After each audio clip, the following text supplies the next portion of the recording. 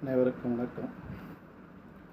நீண்ட நெடிய இடைவெளிக்கு பிறகு இந்த காணொளி வெளியிடுற வேலை சூழ்நிலை மற்றும் பல்வேறு சொந்த நெருக்கடிகள் காரணமாக எந்த ஒரு காணொளியும் வெளியிட முடியாத நிலையில் இருந்தேன். இன்னைக்கு இது வெளியிடுறேன். இன்றைய காணொளியோட தலைப்பு என்ன அப்படின்னா, அடகு பொருளாக கற்பு. அடகு பொருளாக கற்பு.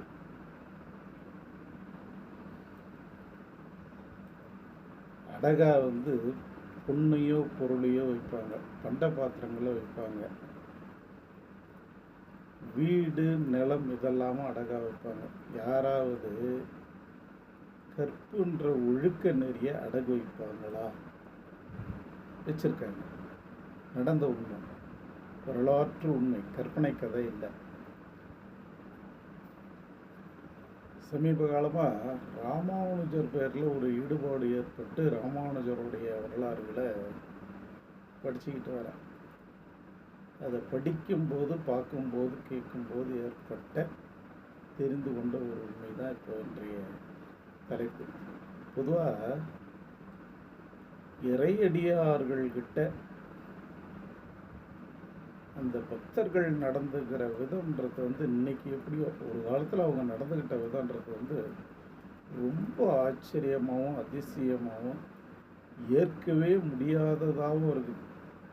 அது ஒரு வகையில் பார்க்க போனால் கர்ண கொடூரமாக கூட இருக்குது. இப்படியெல்லாம் நடந்திருக்குமா அப்படின்னு சிந்திக்க தோணும். ஆனால் அப்படி தான் நடந்திருக்கு.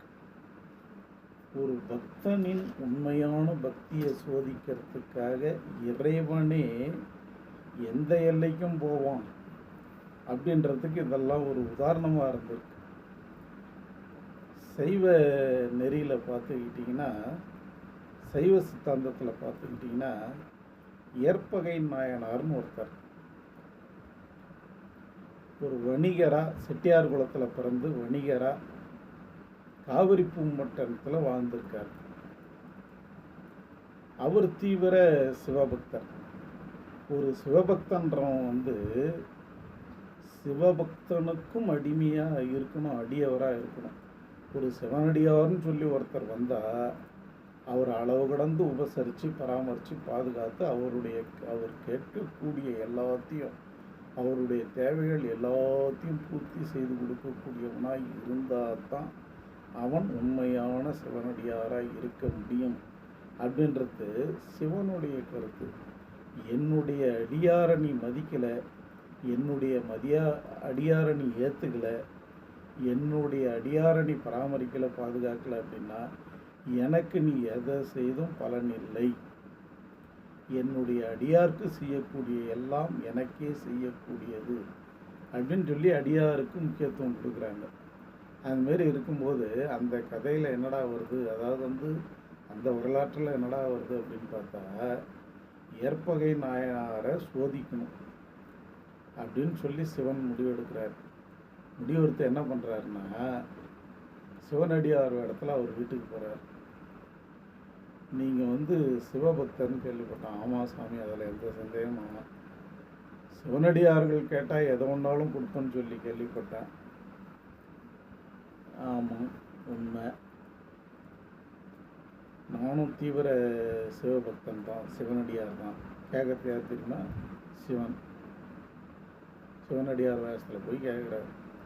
அதனால் நான் கேட்குறதுக்கு கொடுப்பேன், கண்டிப்பாக கொடுப்பேன் சாமி, என்கிட்ட இருக்கிறத கேளுங்க. இதில் மாற்று கருத்து இல்லையே. கோவப்படவோ வருத்தப்படவோ மாட்டியே. கண்டிப்பாக சாமி.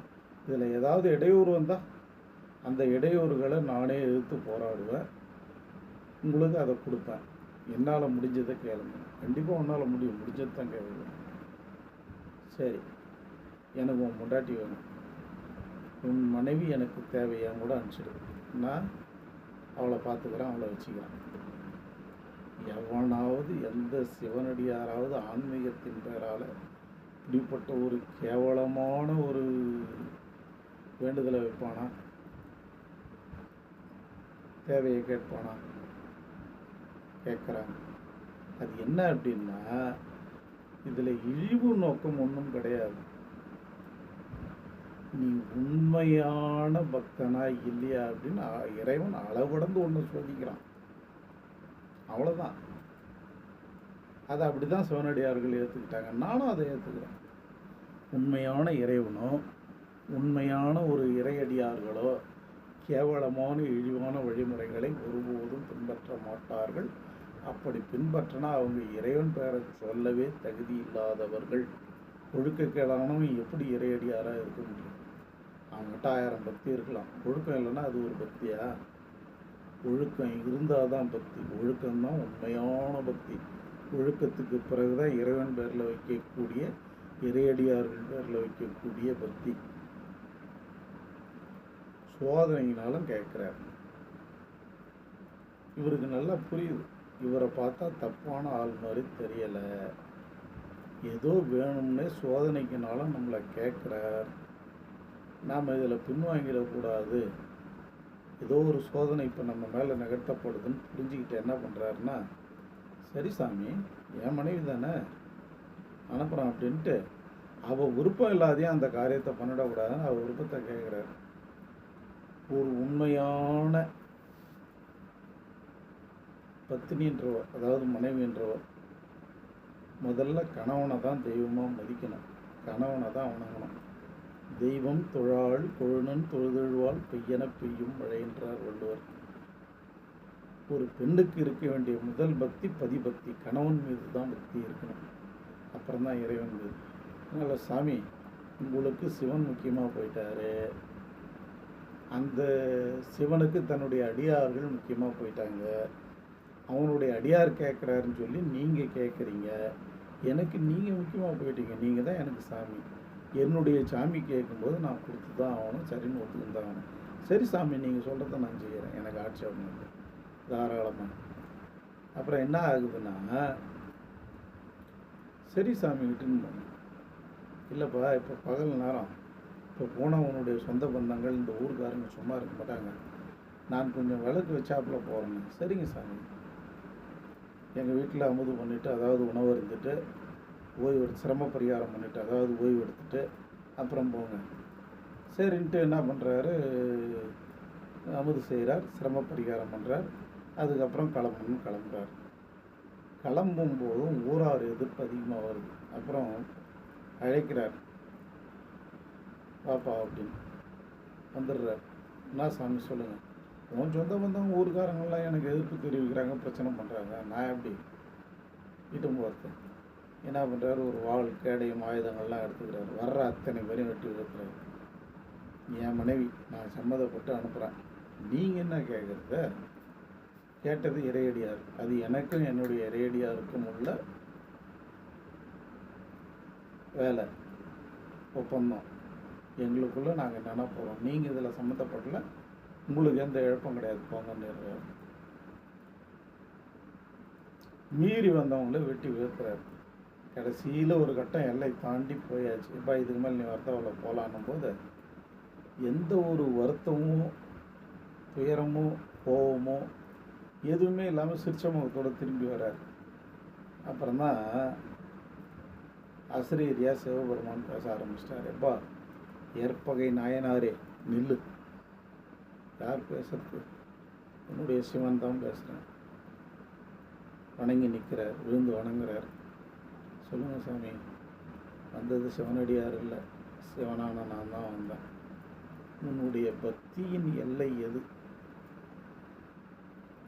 நீ என்னுடைய அடியார்கள் மீது கொண்ட பக்தி எத்தகையது, என் மீது கொண்ட பக்தி எத்தகையதுன்றத இந்த உலகத்துக்கு நிரந்தரமாக எடுத்து சொல்லணும். உனக்கு நாயனார்ன்ற ஒரு தகுதியை கொடுக்கணும், நாயனார்கள் பட்டியலை உன்னை சேர்க்கணுன்றதுக்காக இப்படிப்பட்ட ஒரு சோதனையை நடத்திட்டேன். இது எல்லை இல்லாத எல்லை மீறி செய்த சோதனை அப்படின்னாலும் சோதனையில் நீ வென்றுட்ட, நான் உன்கிட்ட தோற்றுட்டேன். உன் பக்திக்கு ஈடு இணை இல்லை. உனக்கு இப்போவே மோட்சத்தை அருள்றேன். கைலாயத்தில் உனக்கு ஒரு இடம் கொடுக்குறேன்னு சொல்லி அவர் மனைவியும் சேர்த்து மோட்சமுத்து தன்னோட கூப்பிட்டுக்கிறார். அவரை வந்து நாயனார்னு அறிவிக்கிறார். இப்போ இது ஒரு பக்கம் பார்த்தீங்கன்னா எவ்வளோ கேவலமான கோரிக்கை. ஆனால் சிவனடியார்கள்கிட்ட இது இருந்தது, ஒரு உண்மையான பக்தியை சோதிக்க. இப்போ என்னுடைய இன்றைய தலைப்பு அடகு பொருளாக கற்பு. அதோட ஏறக்குறைய இது நிறைய தொடர்பு இருக்கிறதுனால சைவத்திலிருந்து இந்த கதையை சொன்னேன். அடுத்து வைணவத்துக்கு வருவோம், மாலவத்துக்கு வருவோம். மாலவன் பெருமாள் விஷ்ணுவோட இயம் தான் வைஷ்ணவம். வைஷ்ணவம் தான் தமிழில் வைணவம். அந்த வைணவன்றதை விட மாலவன்றது நல்ல தமிழ் சொல். மாலவன் சொல்கிறது தான் சரின்றது என்னுடைய கருத்து. ஆனால் சமஸ்கிருதமும் தமிழும் போட்டி போட்டு பெருமாளை பாடி வச்சிருக்கு. எனக்கு சமஸ்கிருதம் தெரியாது, தமிழ் ஓரளவு தெரியும். அதனால் அது வந்து அவங்களுக்குள்ள அந்த பேதம் பாரபட்சம்ன்றது அந்த சமஸ்கிருதத்துக்கோ தமிழுக்கோ அவங்களுக்குள்ள ஏற்படவே இல்லை. அதை அவங்க பொருட்படுத்தவும் இல்லை. இப்போ இங்கே நான் சொல்ல வந்தது அடகு பொருளாக கற்பு. இதை சொல்லணும் அப்படின்னா ராமானுஜர் வரலாற்றில் நடந்த ஒரு சின்ன நிகழ்வை சொல்லணும். அவருக்கு ஏராளமான சீடர்கள் இருந்தாங்க. அவருடைய குரு யமுனாச்சாரியாரின் கட்டளைப்படி அவர் என்ன பண்ணுறாருன்னா, எல்லாருக்கும் வைகுந்தம், கடையவனுக்கும் மோட்சம், இதில் ஜாதி மத பாகுபாடு இருக்கக்கூடாதுன்ற கொள்கைகளை எடுத்துக்கிட்டாது அவருடைய குரு யமுனாச்சாரியார் அவருக்கு சொல்லிட்டு போன கட்டளை. இது அவருடைய கட்டளைன்னு மட்டும் இல்லை, முழுக்க ஐயங்கார்கள்கிட்ட மட்டுமே இருந்தது இந்த வைணவ மதம். அவங்க என்ன பண்ணாங்கன்னா, நாங்கள் தான் உயர்வு, சமஸ்கிருதம் தான் உயர்வு, நாங்கள் தான் உயர்வு, எங்களை தவிர வேறு யாரும் பெருமாள் ஆலயத்துக்குள்ளே வர தகுதி இல்லாதவன்னு சொல்லி எல்லாரையும் ஊருக்கு வெளியவே நிறுத்தி வச்சாங்க. அதாவது ஆலயத்துக்குள்ளே உள்ள எந்த ஆலயத்துக்குள்ளே, பெருமாள் ஆலயத்துக்குள்ளே விடமாட்டேன்ட்டாங்க. 1000 வருஷங்களுக்கு முன்னாடி அதுதான் நடந்தது, மகா கொடுமை. அதை புரட்சி ஏற்படுத்தி எந்த ஜாதிக்காரனுக்கும், எந்த மதத்துக்காரனுக்கும், உலகத்தில் எந்த மூலையில் எந்த இடத்துல எப்படி பிறந்தவனுக்கும் பெருமாளின் அருட்கடாட்சம் உண்டு, பெருமாளை வணங்கக்கூடிய உரிமை உண்டுன்னு அதை வாங்கி தந்த ஒரு மகா பெரியவர் யாருன்னா ராமானுஜர். அவர் என்ன ஜாதின்னு கேட்டாங்கன்னா முழுக்க ஐயங்கார் தான். ஸ்ரீபெரும்புதூரில் பிறந்த ஒரு ஐயங்கார், சமஸ்கிருதத்தில் புலமை பெற்ற ஒரு ஐயங்கார். அவர் தான் தன்னுடைய குருவின் கோரிக்கைப்படி இந்த ஜாதிய ஏற்றத்தாழ்வுகளே இருக்கக்கூடாது, ஜாதினே ஒன்று இருக்கக்கூடாது, எந்த ஜாதிக்காரனாக இருந்தாலும் பெருமாள் பாசுரங்களை பாடி வழிபடக்கூடிய உரிமை அவனுக்கு உண்டு, பெருமாள் ஆலயத்துக்குள்ளே வரத்துக்கான உரிமை அவனுக்கு உண்டு. அதாவது வந்து ஒரு சமஸ்கிருத வாசகங்களை, சமஸ்கிருத மந்திரங்களை கேட்டால் காதில் ஈயத்தை காய்ச்சி ஊற்று, படித்தா வாயில் சூடு வை, இப்படிலாம் சொல்லிக்கின்னு இருந்தாங்க. காது முட்டு, கண்டு முட்டு, வாய் முட்டுன்னெலாம் சொன்னாங்க. வாயால் சமஸ்கிருதத்தையோ இறைவன் பாடல்களையோ படித்தா வாயை போட்டு இடி நசுக்கு, கண்ணால் பார்த்தா கண்ணை குருடாக்கு, காதால் கேட்டால் காதில் ஈயத்தை காய்ச்சி ஊற்று, பேசணும்னு அவன் நாக்கை அறுத்துரு அப்படின்னாங்க. சமஸ்கிருத ஸ்லோகங்களையோ பாடல்களையோ இறை பாடல்களையோ பாடக்கூடிய தகுதி ஐயங்கார்கள் தவிர்த்து யாருக்கும் கிடையாதுன்னு ஒரு கொடுமை இன்னியவர்களும் இருக்குது, ஒரு பிரிவினர்கிட்ட இருந்துக்கிட்டு இருக்கு. அதை உடைச்செறிஞ்சவர் ராமானுஜர்.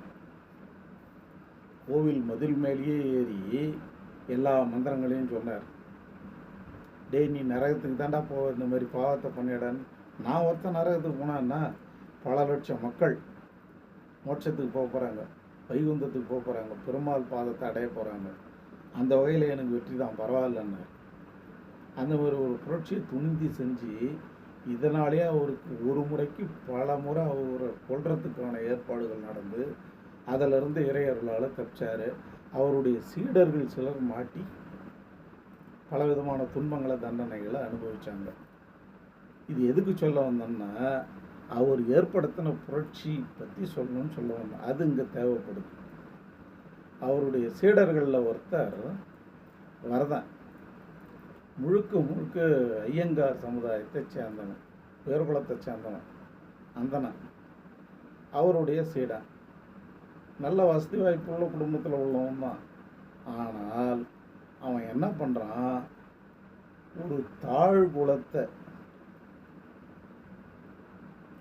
தாழ்ந்த இனத்தை சேர்ந்த, தாழ்ந்த சமுதாயத்தை சேர்ந்த, தொடக்கூட கூடாது, பார்க்கக்கூட கூடாது அப்படின்னு சொல்லப்பட்ட ஜாதியை சேர்ந்த ஒரு பெண் பருத்தி கொள்ளைன்றவள். அந்த பருத்தி கொள்ளைன்றவளை விரும்பி கட்டிக்கிறான். ராமானுஜர்கிட்ட கேட்குறப்ப அவர் என்ன சொல்கிறார் அப்படின்னா, அவள் பெருமாளை வணங்குறவளா, பெருமாள் பாசுரங்களை பாடுவாளா, வைணவ நெறியை ஏற்றுக்குவாளா, இவ்வளோதான் கேட்டது. ஆமாம் சாமி, அதனால தான் எனக்கு அந்த ஈடுபாடு வந்தது. அவள் ஜாதி தான் இழிந்த ஜாதியை ஒழிய, அவள் நம்ம பெருமாளை வணங்கக்கூடிய வைணவ சமுதாயத்தை சேர்ந்தவ, வைணவ சம்பிரதாயத்தை பின்பற்றக்கூடியவன்னு சொல்கிறான். உடனே கண்ணை மூடிக்கின்னு தாராளமாக அவளை மனைவியை ஏற்றுக்க, தாலி கட்டி இல்லத்தரசாயிக்கோ அப்படின்னு சொல்கிறார். ஆக்கணும் ஒன்று அந்த ஒட்டுமொத்த சமுதாயமும் இவனை ஒதுக்கி வச்சிருச்சு. எப்போ 1100 ஆண்டுகளுக்கு முன்னாடி நான் இந்த ஜாதி பொண்ணை கட்டிக்கினேன், அந்த ஜாதி பொண்ணை கட்டிக்கினேன், எனக்கு இந்த தலைவர் வழிகாட்டினார், அந்த தலைவர் வழிகாட்டினார், இந்த தலைவர் மட்டும்தான் போராடினார், அந்த தலைவர் மட்டும்தான் போராடினார், இல்லைன்னா ஜாதியே ஒழிஞ்சிருக்காது, எவ்வளோ சொல்கிறாங்க. ரைட், நான் வரவேற்கிறேன், உண்மைதான். கல்வி வேலைவாய்ப்பில் அவங்க அந்த புரட்சியை ஏற்படுத்தலைன்னா இன்றைக்கி நான் கூட படிச்சிருக்க முடியாது, ஒரு வழக்கறிஞராக ஆகியிருக்க முடியாது, ஒத்துக்கிறேன். ஆனால் இது 1100 ஆண்டுகளுக்கு முன்னாடி பார்த்தாலே குற்றம், கேட்டாலே குற்றம், பேசினாலே குற்றம், காதலை ஈயத்தை காய்ச்சி ஊற்று, நாக்காரு உயிரியே கொல்லுன்னு சொன்ன காலத்தில் அந்த சமுதாயத்திலிருந்தே அந்த புரட்சியாளர் வந்தார். நீ கீழ் ஜாதியில் பிறந்த, இழி ஜாதியில் பிறந்த புரட்சி பண்ணன்றது அப்புறம் உன் தலையெழுத்து நீ பண்ணி ஆகணும். ஏன்னா உன்னை குடும்பப்படுத்தலாம், உன்னை இழிவுபடுத்தலாம்.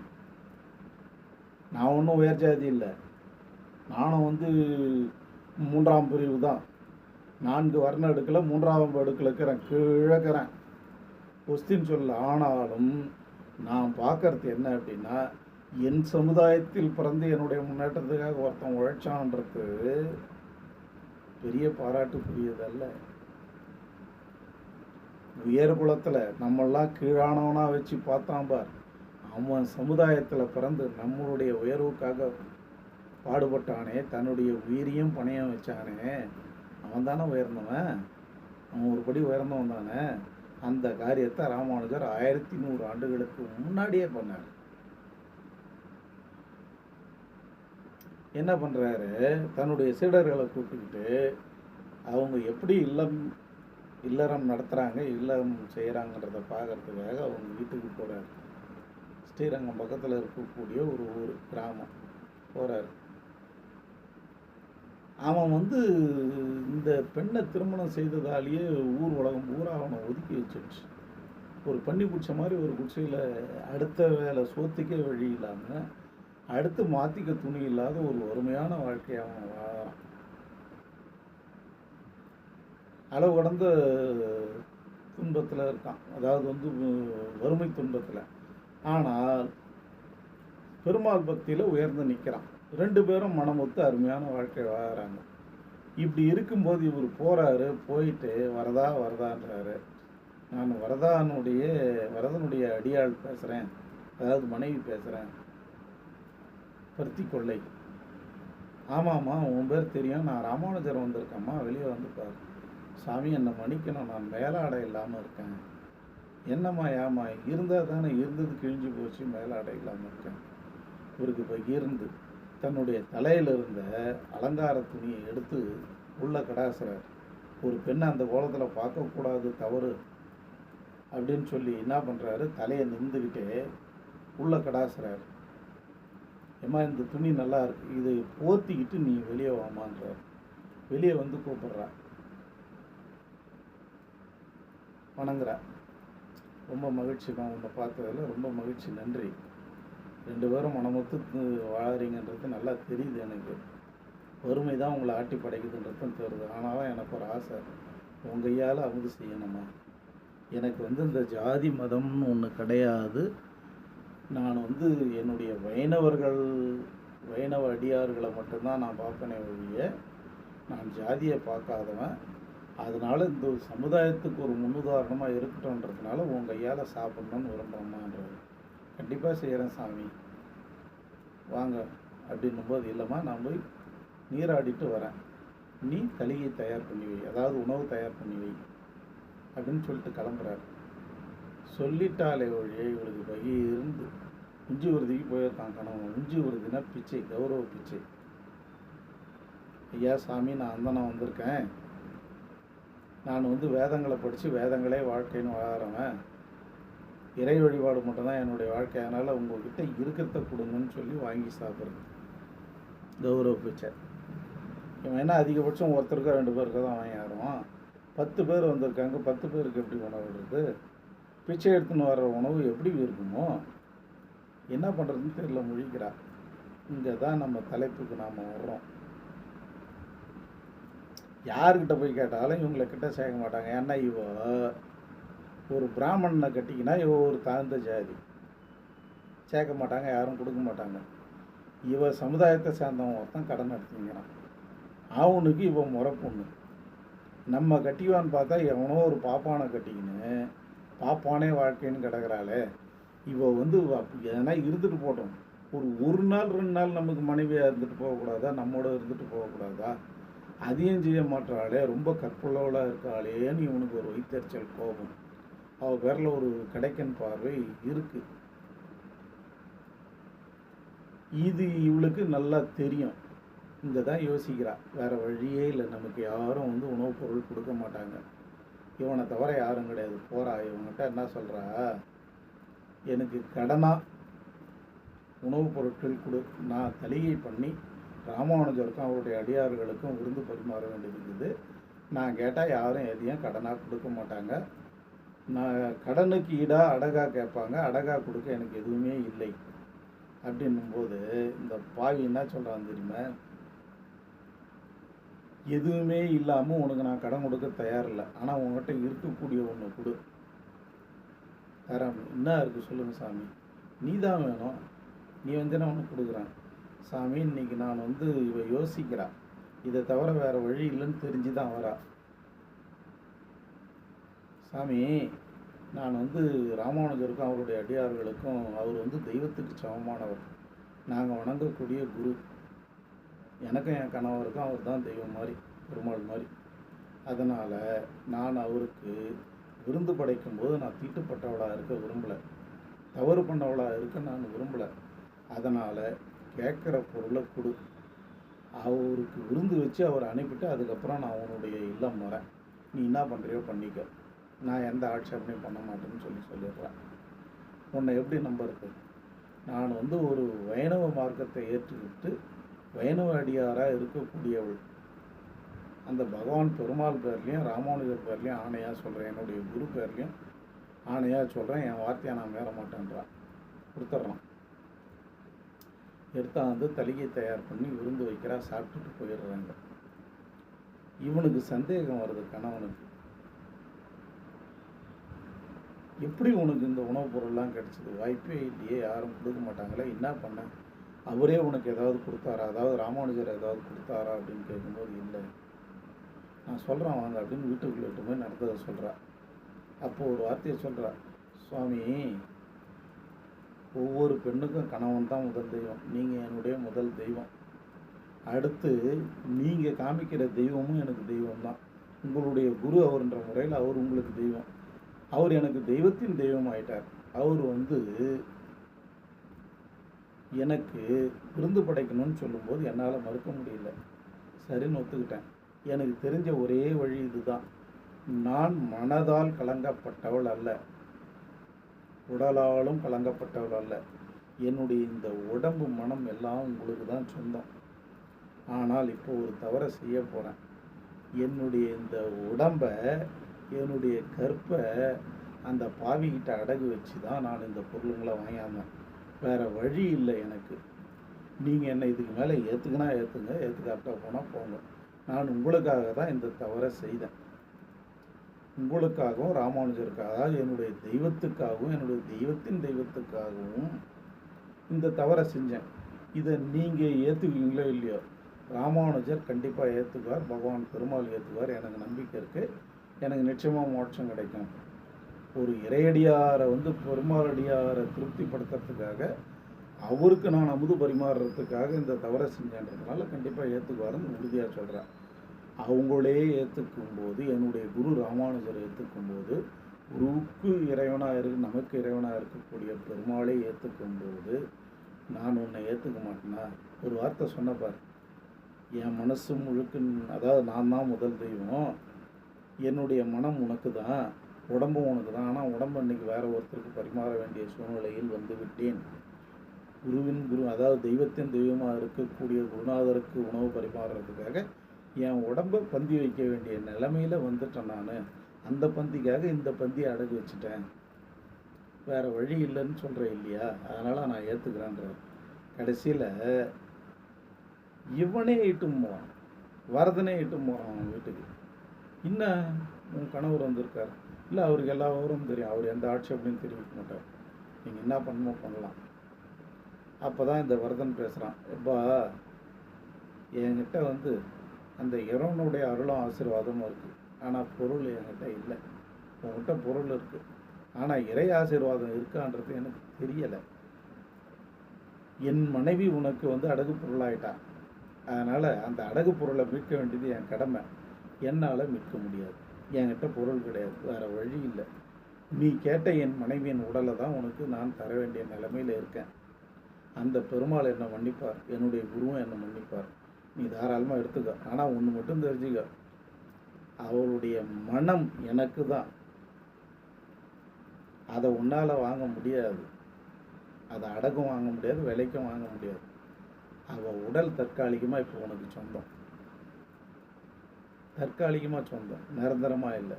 நீ என்ன பண்ணுறியோ பண்ணிக்க. விருப்பம் இல்லாத ஒருத்தையை தழுவுறது இருட்டறையில் பிணம் தழுவியற்றுன்னு சொல்லி 2000 ஆண்டுகளுக்கு முன்னாடியே வள்ளுவ பெருமான் சொன்னார். பொய்மை மயக்கம் இருட்டறையில் பிணம் தழுவியற்று.